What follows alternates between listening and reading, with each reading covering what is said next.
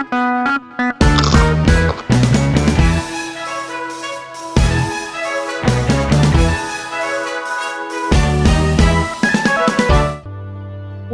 to NQA Crispy Conversations, where we dare to share and to inspire. Today, we have someone truly special with us. He is a mentor, a pastor, a teacher, a practicing lawyer, a devoted husband, and a loving father. A man whose wisdom runs deep and whose speaking prowess is truly out of the ordinary. His words don't just inform, they challenge, they inspire, and leave you with something to take home. So listen closely, be inspired, and get ready for a conversation filled with wisdom, insight, and meaningful stories. Ladies and gentlemen, Attorney Dennis Cortez. Good day, everyone, and welcome to another episode of NQA Crispy Conversations. So we've already heard a long introduction, but for now, I just would like to say I'm very happy for our guest of honor to be here. I feel it is a blessing because this is an opportunity given to us by the Lord. A good friend of my father, a mentor to me, and of course, a source of inspiration, not only in legal practice, but also in church. Ladies and gentlemen, it is my happiness to introduce our guest, Attorney Dennis M. Cortez. Attorney, salamat gid. Gintagaan mo kami tsansa nga ma-crispy converse ka namon today. Well, actually, the privilege is mine, no? I'm very thankful, Attorney Nea, you've invited me here. And I feel also very much blessed and very happy that I can be part of this crispy conversations. Diba, no, Attorney? Crispy as in garagumo. Gani man. So, as we always say, Attorney, no, gina-introduce namon liwat ang concept to our viewers kay Ari ta di subong kay we wanted to feature the human side of our local heroes. So, ang aton mga guests, gina-invite ta, mga, syempre una, Bacolod nun. It is our Taglish Ilonggo platform nga ma-highlight kag matagaan spotlight ang mga deserving gid nga aton friends nga maka-inspire man sa aton viewers. So for this afternoon, we're very happy to have you with us. So without much further ado, Attorney, madive gid ko dayon sa first namon nga crispy question. Pero you have to guide me first, no? Saan ako matagalog? Saan ako Ilonggo? Anytime. Okay. So this Taglish Ilonggo, so just have a free flow lang gid to your comfort lang gid, Attorney. Okay. So, I'm excited for our viewers. Kag ako, excited man ko, Attorney. Actually, kagina, pa kami diga istoryahan na. Pero, we're excited to share the crispy conversation with you right now. Sige, so, hambal sang aton ruleta, no? Number 1, Attorney Cortez, ako personally, I know you to be someone who is multi-talented. And you have worn many hats. You're a husband, you're a father, you're a lawyer, and very recently, I've known you as a preacher in church, no, sa Ichthus. Kag dira ko gidya actually nag-level up pagidya ang akon nga pagiging source of inspiration ko gid si Attorney Cortez. So among all those personalities or hats that you're wearing, Attorney, what do you think which hat best describes who you really are? That's a very difficult question. Oo, so good pala. Gani man. Pero I think it has to be all of the above and more, no? Kaya I don't want to sound overly serious, no? But I think we are more than our functions, roles, and gifts. In fact, I just remembered something about my favorite preacher, no? Si Martin Lloyd-Jones. He was supposed to have become a great doctor, no? Pero ginabandon niya ang medical profession and decided to be a preacher, no, or a pastor. Kag ang hambal niya, ang isa niya ka reason sa madumduman ko is because when he dies someday, he does not want these words engraved on his tombstone, no? Born a man, died a doctor. Oo man. Oo. Para sa iya daw ka misleading. Misleading. Oh, it doesn't fully capture who you are. So, that's the best answer I can give. All of those gifts, probably all of those roles, but we are clearly more than our functions. No? We are clearly more than our functions. And at the end of the day, ikaw gid dapat pakakilala genuinely who you are. You and your creator, of Okay. course. Yeah. Correct. Gina. So, let me just go back a little, attorney, no? Kay sang una, nadumduman ko ya nga ti sang gaano pa lang ko College pa lang nag-report ko sa law firm nga gina-share niyo before ni of course attorney Kanya, the late attorney Kanya, attorney Tamanyo, Papa, and you. So nag-intrada ko sa mga notaryo, ga OJT, doga summer job ko to sa ila. I have not recalled really the point in time kung saan o ka nag-start preach, no, sa church. Kay nakibot lang kuya one time nga do pandemic to. Nga si Attorney Cortez ang nag-preach, tapos ako yan na mind blown gid kuya nga grabe nga conviction nga do na touch gid ko, and it's a gift. Diba? It's not everybody's craft to be able to command attention kag makatandog ka bala sang nagapamati sa church. Lain man siya ya versus sa legal profession ta. So when did it start, attorney, that you started to preach? I think high school pa lang ko. I mean, I was given opportunities to speak, no, sa amon church at that time. And I remember there was a time nga sang law student ako nga almost every Sunday gawali ko. I was invited by my friends, no. Law student ka Law student pa lang ko, gawali na ko. And almost every Sunday I was preaching. So much so nga, one time, ginambalan ako ni daddy ko, pili ka kung ano ka, kung pastor ka, kung maabogado ka. Kay, so it came before the lawyer hat? Yes. Okay. When did you realize na you love to preach? Well, as I said, I began preaching at a very young age. It had something to do with my, siguro, love for the Bible, no? And ang natabo dira at a very young age, I think I was only 5, ginbaklan ako ni daddy ko sang comics nga Bible. And I was fascinated by the stories, both Old and New Testament, no? I began 5 years old. 5 years old, yes. It was a comics Bible. I don't know what it went, no? Pero at a very young age, I began to be familiar with the panoramic storyline of the Bible from the very beginnings, Genesis, pakadto sa Revelation, no? And later on, ang daddy ko, it all became, ang passion mo for God's Word became even more intense. Sang ginshiran niya ko sang gospel, I think I was around 9, 10, nga nag-share siya sa akin. So daddy mo, attorney, was ano gani ang iyaman niya profession? Well, actually, he was a bakery owner, but I think he studied law also. But he did not become a lawyer, so nag-focus siya sa business. And amo to, ang nadumduman ko, ginshiran niya ko sa gospel. And very simple, ginhambalan niya ko, Dennis, do you know Jesus Christ as your Lord and Savior? Do you know nga He's knocking at the door of your heart?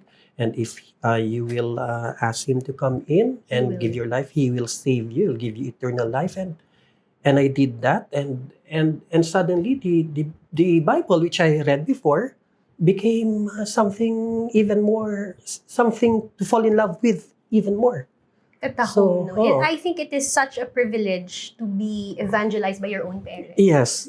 Grabe, Yes, it is. no? Yes, it is. Okay, so kanami, gid.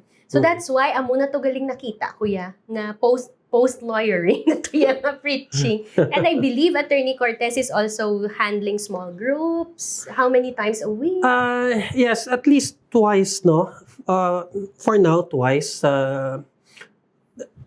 An online Bible study with some of my relatives in the US. Tapos, dira sa Ictos, we have this Friday small group. Then we have the prayer fiesta. Yeah, we have the prayer fiesta. And we also have a prayer meeting, no? Once a month with some of the leaders of the church. Sometimes they meet sa amon balay. So, basically, that's it. Kanami, no? So, well, for our viewers, no, si Attorney Cortez, how many years have you been practicing law, gani? More than 30 years. More than 30 years na. Hindi na ko mag-compute that. But what's important is Attorney Cortez looks the same basically sa college ko. Daw mo amo lang siya Japon. So, the youth, the aura of being a secured Christian. I think ang glow, you cannot really fake that kung secure ka bala sa imo faith. So now that you have slowly gone into retirement, no, Mhm. attorney, no, from the mga usual go naton sa law practice, what can you perhaps advise your 18-year-old self from where you are now, from this point of view? If you're given a chance to talk to the 18 years old Dennis Cortez, ang mahatag mo ay nga advice sa iya? Frank, I don't know how to say this, no? But would you believe that maybe the honest answer is not much? Because so much of my life now is the result of wisdom I've gathered when I was young. And many of the maxims and wise sayings which I pondered on when I was young are what guided me through my life journey. And even now, no, I can share some of them with you. Please. Okay. Viewers. Sang college ako, I think, I came across these books, no? Mhm. Nga I got this wisdom, I gained insight no, about what life ought to be. Okay, Henry David, ginpag-memorize ko ni gani eh. Henry David Thoreau, no? American Transcendentalist ang tawag na nila siya. He wrote a book entitled Walden, ano?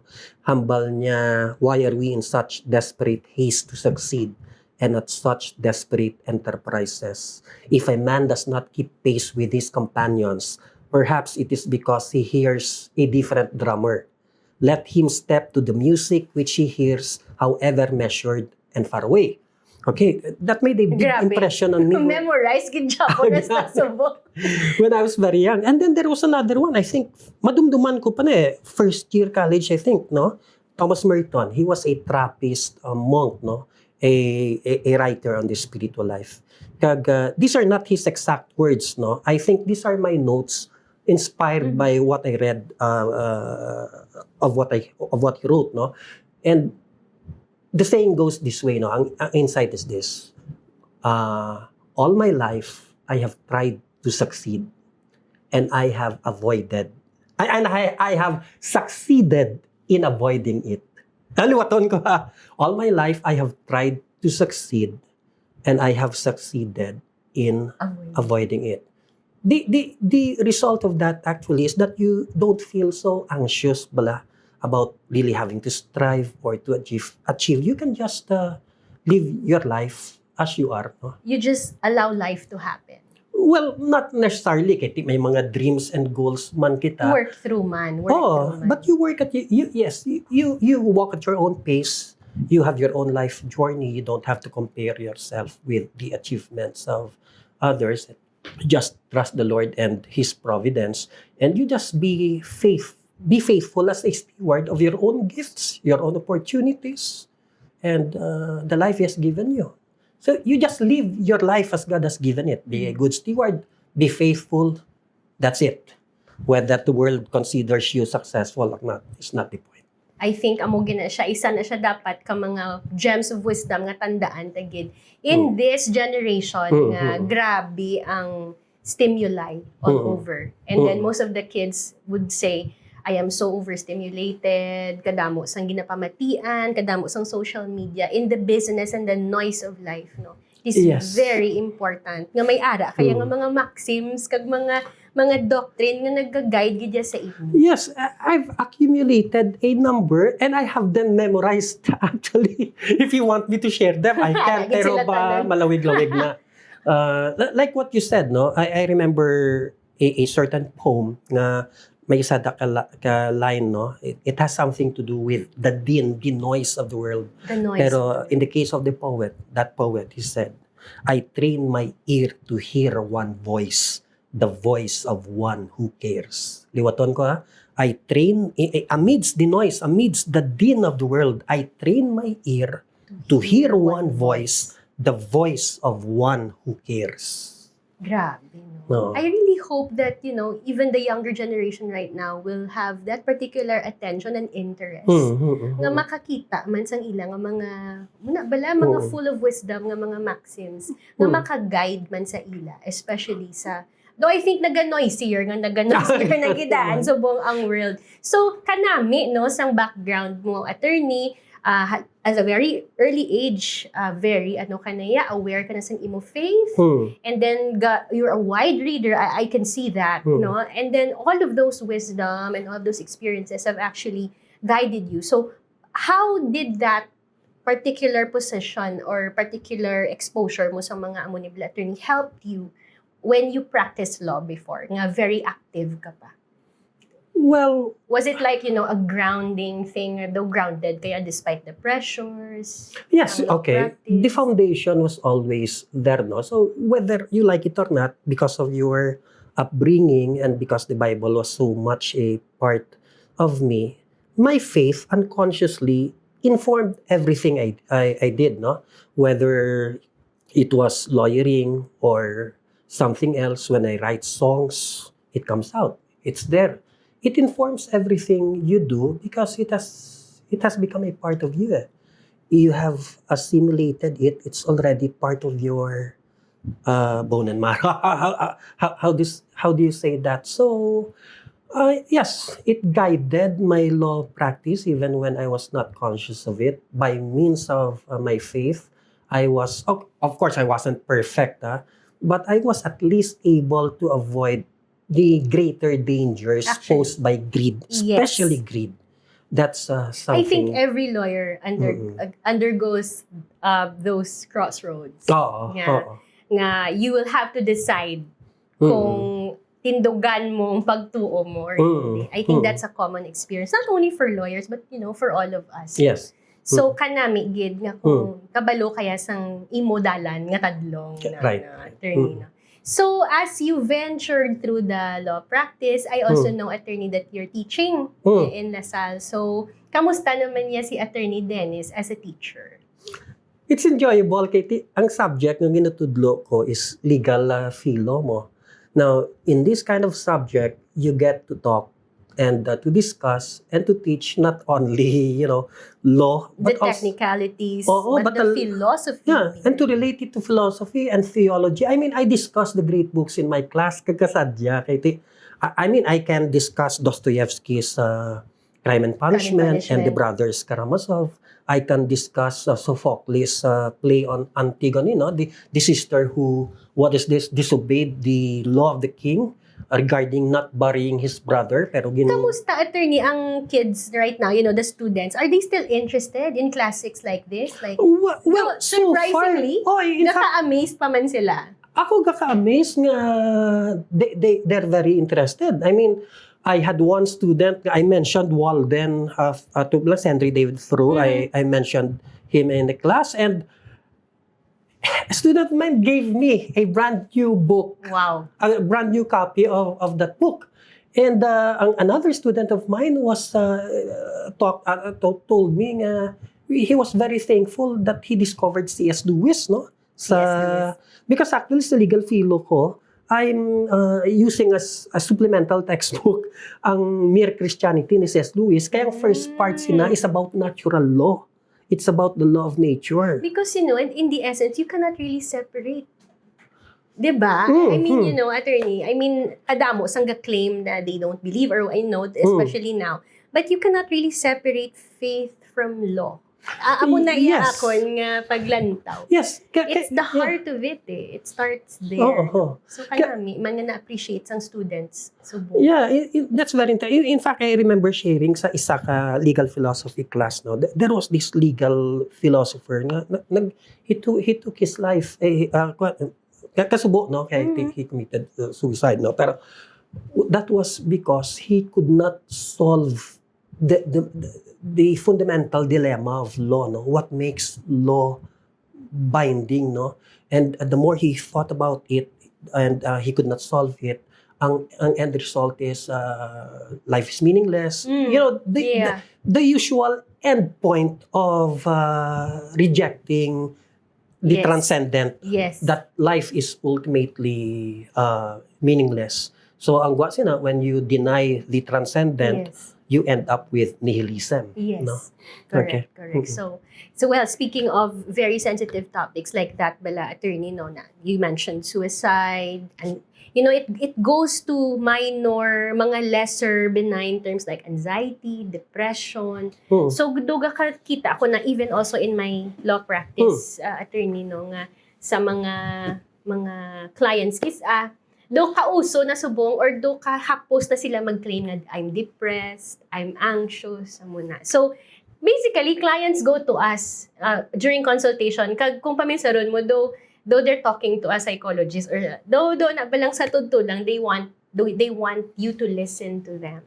So, when, in that particular scenario, be attorney, mapakonsulta bi sa imo, no? May time na nga labaw ang pagkaabogado, may time man nga nagalabaw man ang pagka-preacher, no? So, nag-work na sila guro hand in hand. Yes. As You're you right. give I think. as you give an advice to your client. What I notice is, ang mga kliyente ko, Dave, long-time clients na niya, I rarely, have new clients, no? Nga kung subong, those who were with me through the years, through thick and thin. Retainers na gid. Oo. And they're old enough, no, to know the answer for themselves. Ang bulig nga mahatag ko sila is I help them clarify their own thoughts by asking questions. But the answers come from them. Of course, ara ang knowledge ko sa law. Those sounding board kanila. Yes, and in a sense, because they're anxious, hindi nila makita ng solution which was there all along. But when there's a more objective person with them, a friend, nga who's a lawyer at the same time who has legal competence, sabi, they can see better, no, with you they're clarifying. Actually. Pero it's not me lecturing to them. Amo ni ang himuon. No, it's more of maambal ko questions. Why do you think that way? Ano gid bang ginakulbaan mo? What's wrong with this? Gina-assist mo lang sila. In a sense, they come up with their own solutions which were there all along. At the end of the conversation. Yes. And instrumental ka lang to draw out what they already have inside. Yes. So that is why ka-important gid actually sang role sang isa ka lawyer, no? So for lawyers out there, no, nga gapamati man sa aton subong, nami gid mag-practice nga kainchindi ta bala sang aton position in the lives of our clients. And we should use that in a very positive way, attorney, no? Sige, so attorney, ang uso gid subong impeachment. So, sige na lang. we don't want to discuss anything that will make us appear partisan or anything kayo ini na diya. So, ang ako lang gid nga gusto i-question kay Attorney Dennis is, kamusta man ang pag-observe mo ay hansang proceedings? Is there a way nga hatag ta sang viewers, ta sang guide nga as you watch the impeachment, amo ni dapat ang imo nga state of mind daw ka amo na kay do kadamo subong sang nagiging lawyer man, no, attorney, maghatag sila sang reaction. So it's important to view the impeachment proceedings with this particular mindset. If you can give them a little suggestion siguro, attorney, as they watch it. Frankly, I'm a bit apolitical, no? I've watched it a bit, but I'm frankly not really very interested in the impeachment proceedings. But I can tell you a story or two, no? Okay. Na notice ko, ang mga relatives ko sa States are really following it with all enthusiasm, no? Grabe, gapinulaw to sila. So, gailinaway ni Kisa. The elections lang. Oo, ginabalan ko sila. Di ba lang, mga US citizens na, wag allegiance nyo, ara na yan sa US tanan. And ang sadya this is what I've noticed, no? Kung may let's talk about partisanship. It's very difficult, almost impossible, to be non-partisan when you're already a partisan. So, it's asking for the impossible, no? Try to be objective on this. Kaya do parehas ni sa basketball nga may team ka na eh. Hindi ka man maglantaw kung wala ka team. Oo, sakto. Kagang ang gusto na, you want your team to win. So there's a lot of talk, about amo niyang legal, this is what is right, this is what is wrong, this is kabudlay. Siguro, ano lang siguro, view it na lang with an open mind na lang siguro, attorney. Oo. Kay though you have your own mga ara ka naman the preconditions as you watch it, I think tanan ta affected gid Japon sa Yes. sa ano. So Importante siya. Actually, I'm not saying that those things are not important. Pero ari lang ang ako niya opinion on that.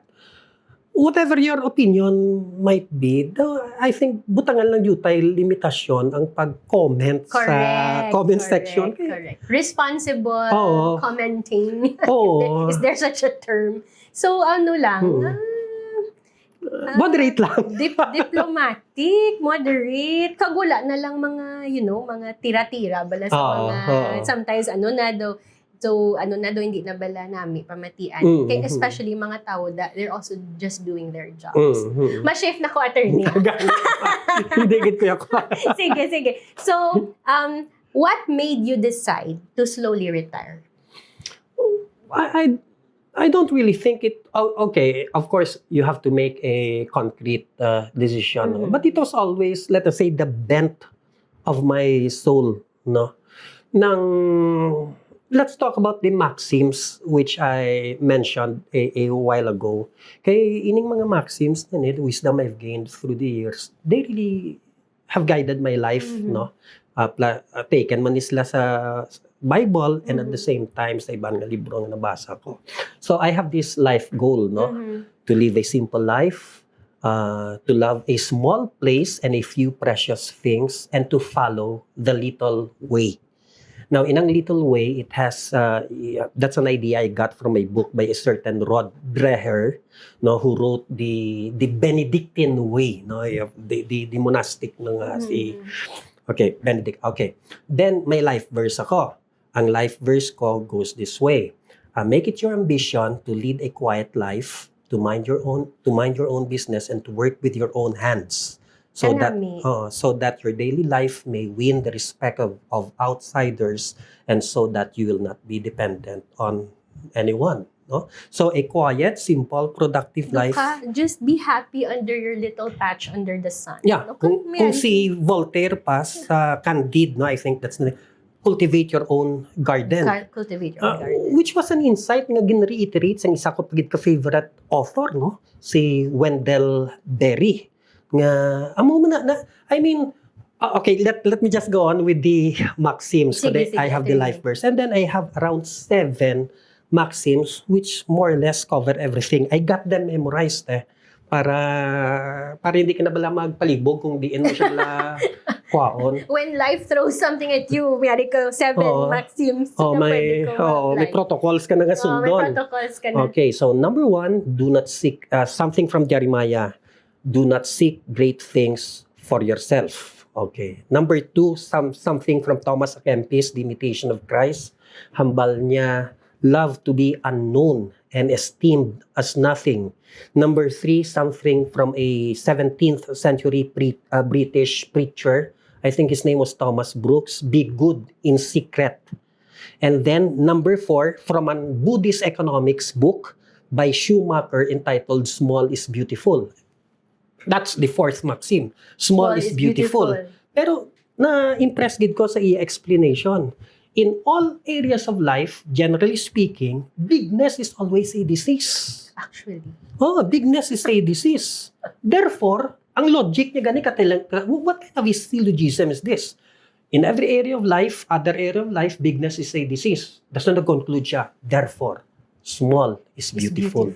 The implication is, bigness, if it's not for you, is not beautiful. Correct. And I think it's not healthy. I think so much of the anxiety is the result of trying to be bigger than what you're supposed to be. Yes. So, muna, ang number 5, kundi small is beautiful, balik ta kay Henry David Thoreau. So, Walden, simplify. Simplify. And that resonates with me. I like things to be simple. And number 6, Wendell Berry, stop somewhere. There are just too many decisions. Amo na ni siya, ang stop somewhere. Stop somewhere. There is just so much you can handle. There is just so much you can manage. You stretch yourself thin. You, what is this? Do so many things. Which reminds me of Jesus, sa kay Martha, kag kay Mary. Yes. Kundi si Martha was very anxious. Yes. Humble ni Jesus Martha, Martha, you are distracted by so many things, by too many things. Only one thing is necessary. And Mary has chosen the better part. Kag balikta sa kay Henry David Thoreau. Why are we in such desperate haste to succeed and in such desperate enterprises? Why? That's something to ask ourselves. And number 7, I got this from a book on slowness. Number 7, the 7th maxim is simply slow down. Memorize. Kabalo na ko sang title, sang episode. Ano? Isimplihon mong kabuhi, slow down. Kanami, actually, it's a very nice reminder. Even to me personally, no, na you're trying to do so many things. Amo na, paminsaron mo, very basic, wala ka man may madala. Sa ulihi, when it's your time to return home to the Father, So it's nice really, these gems of wisdom. I think, isa naka-take away sa viewers na sulat man tab sang aton 7 life maxims kay para may protocol man ta. So isa na siya kanami nga inspiration nga nakuha ta kay Attorney Cortez. Ako guro ma-start man ko nga dapat may kuan man ko nga do ka master guide sa life mo man. You have to remind yourself, inamian ko ni once upon a time, so dapat listahon ta man ni kay para we define ourselves. And as we go through life, life is short. You never know saan o ka lang. At least you're guided. Ang energy mo directed to the ways nga dapat man gid in accordance to who you are. So thank you, Attorney. Ako isagid ko ka beneficiary. Maristan ako tonight. Ma-start ba sigaling ako damo-damo. Pero kung damo-damo mahambal man ko simplify. So ma-7 man kami. Sige. So earlier Attorney Cortez mentioned. Patapos? Wala pa katapos, Attorney. The crispy conversations are coming pa. So Attorney Cortez earlier mentioned nga ga-write siya music, no? So also lawyer, preacher, so musician man si Attorney Cortez. Very nice man ang compositions. Last time nag-concert kami sa Ictos, nakita ko na naman siya sa grand piano. So piano pagid siya. So there's just no stopping sa aton talents, no? Pero amo na, let me ask you, Attorney Cortez, if there is a song that that you feel like amo nang define sang life mo, what would that song be? Ang message sa kadamo no, pero as a musician. That's easy for me to answer, no? Modesty aside. It's the song entitled Wasted Life. That's a song that you composed? Yes. Attorney, wow. Wasted Life. Can you give us a little sample? Or I'll just recite it? Or do I really have to sing it? Kung pwede i-sing, why not? Okay. It's your show, so. Sige. Wasted life. Don't let my life be a wasted life. Let me be something for you. Let my life count for you. Wasted life. I spent all my days chasing wind. I ran after things that won't last.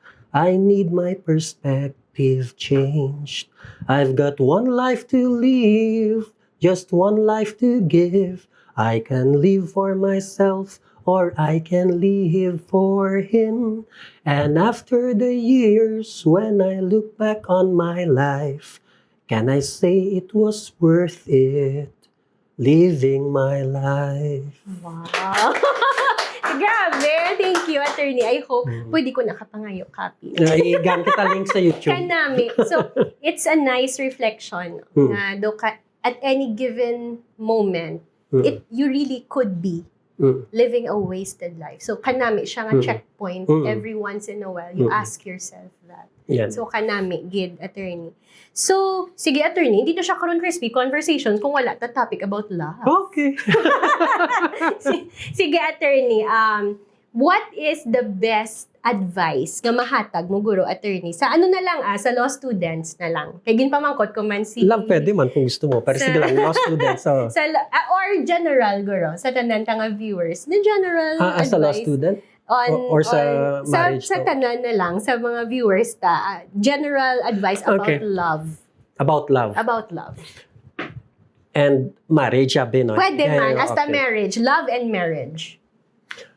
Hindi ko lang madumduman kung diin ko ni nakuha, but it stuck with me, no? Not necessarily because it's the best advice, but because it makes a lot of sense. It goes this way.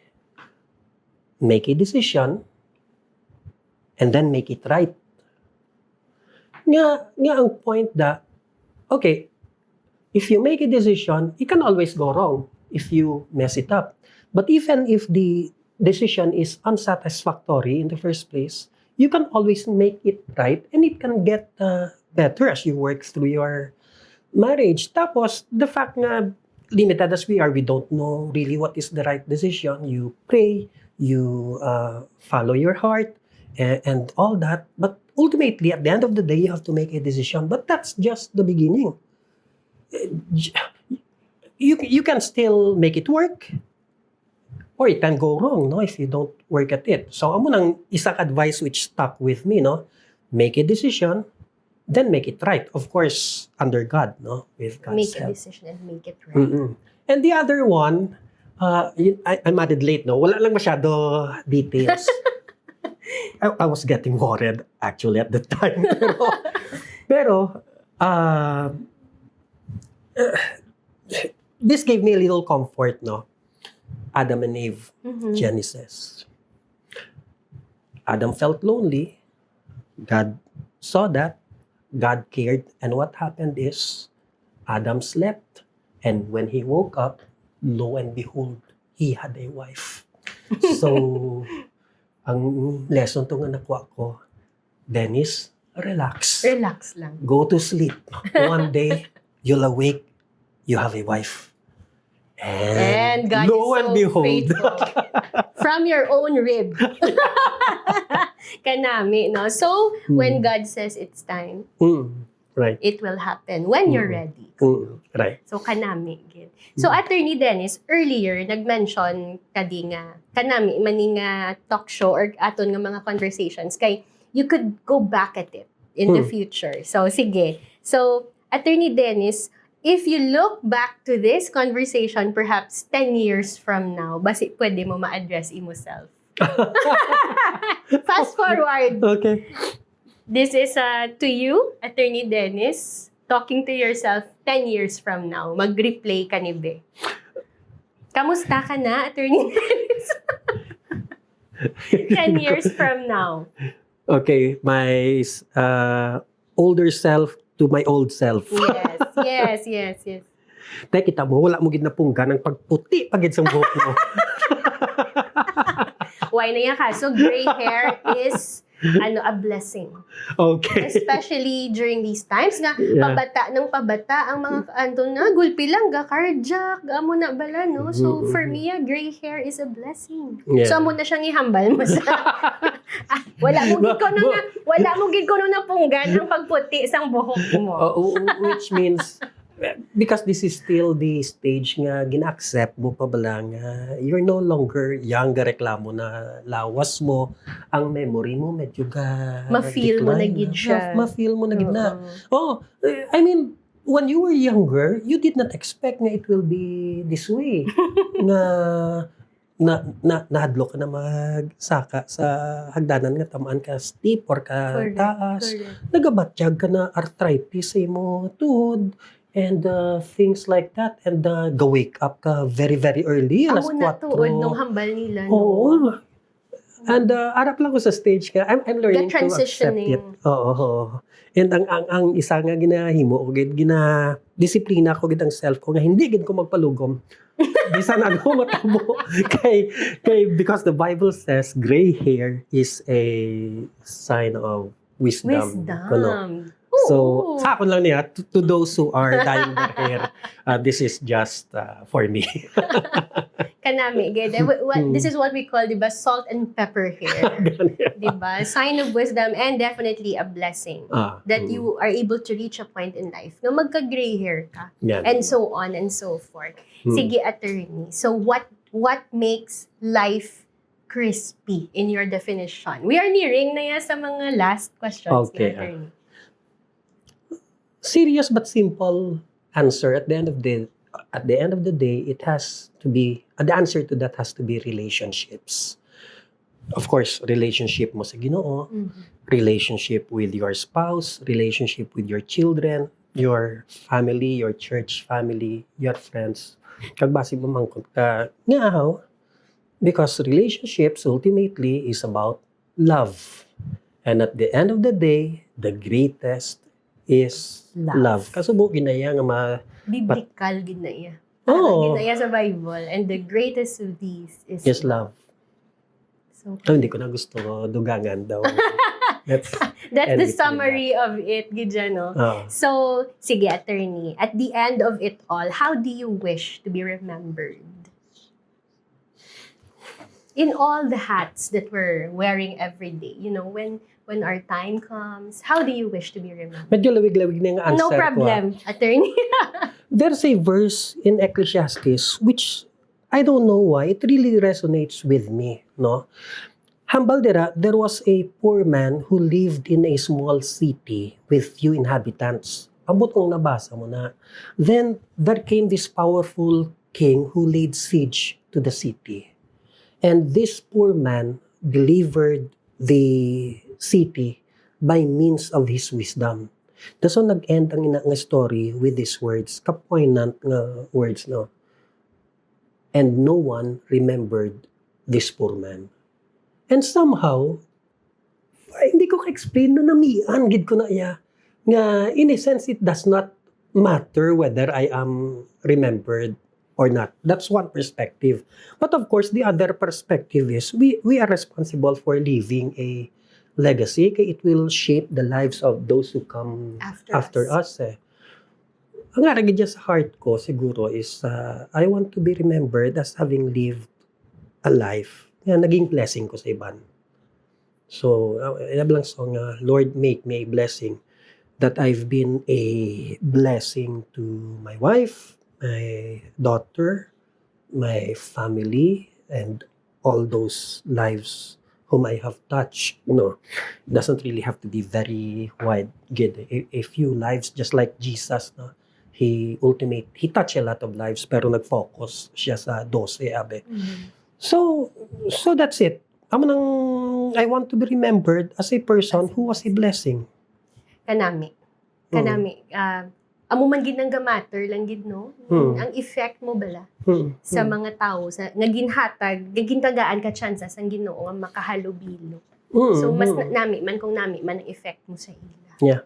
So, attorney, as we end, I think ang malantaw manilaban mga students mo, so I think they also want a little tip on kung gusto gid nila bala mag-lawyer, no? And how to pass the bar exams. Ano yung secret sang someone who has accumulated so much wisdom not only from the law books but from the Bible, from the philosophers. Okay. Anong magamit nila as they brave through the challenge of taking the bar exams?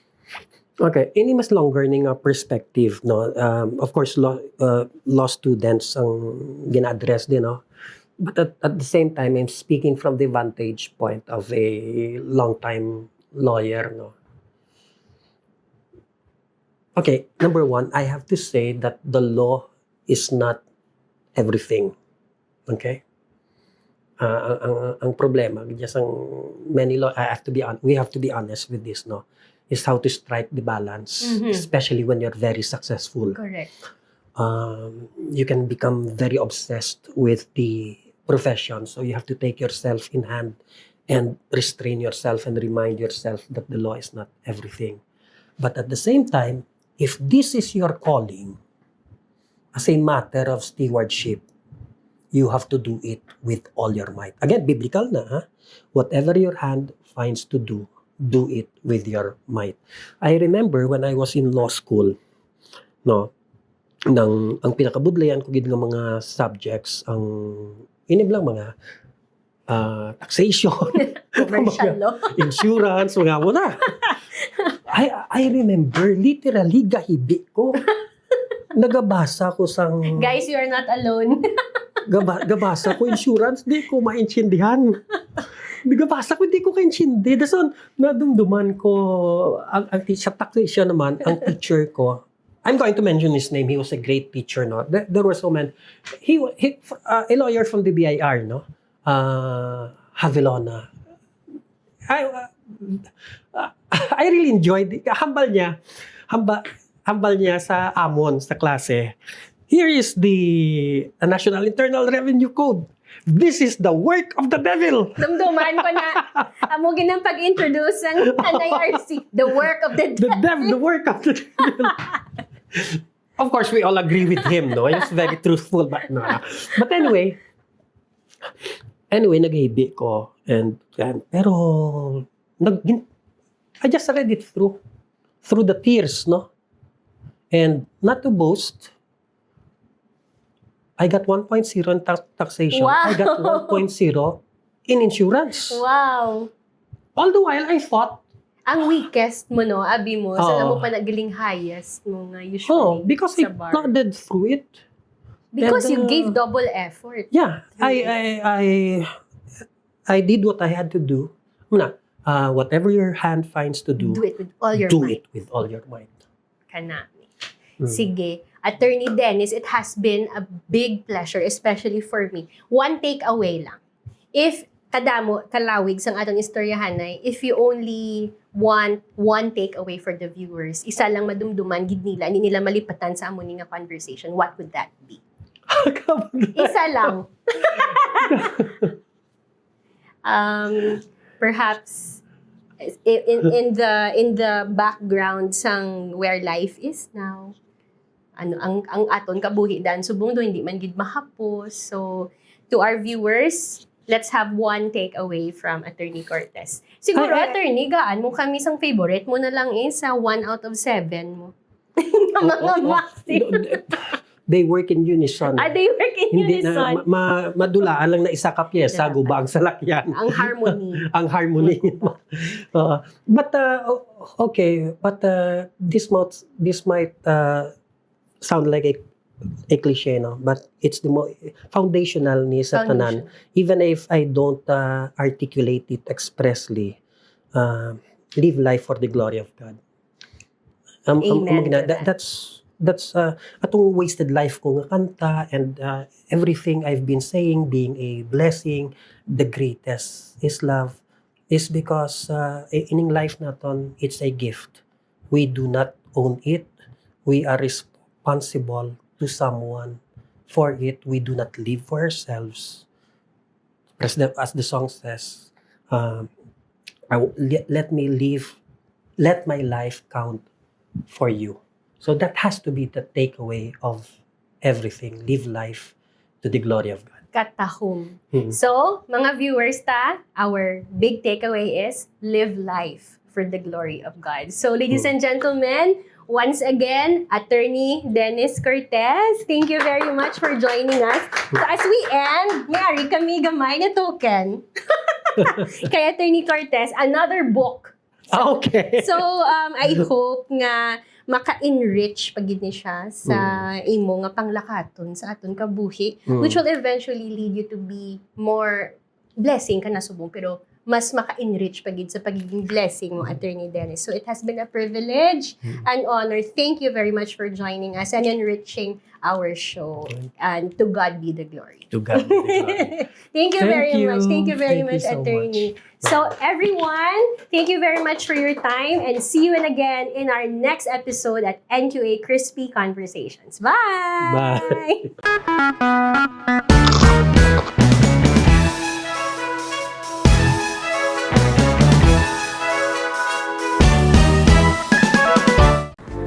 Hi mga ka-Crispies! This is your sign to like, share, follow, and subscribe all our social media channels for NQA Law Firm and NQA Crispy Conversations in Facebook, Spotify, YouTube, X, TikTok, and LinkedIn.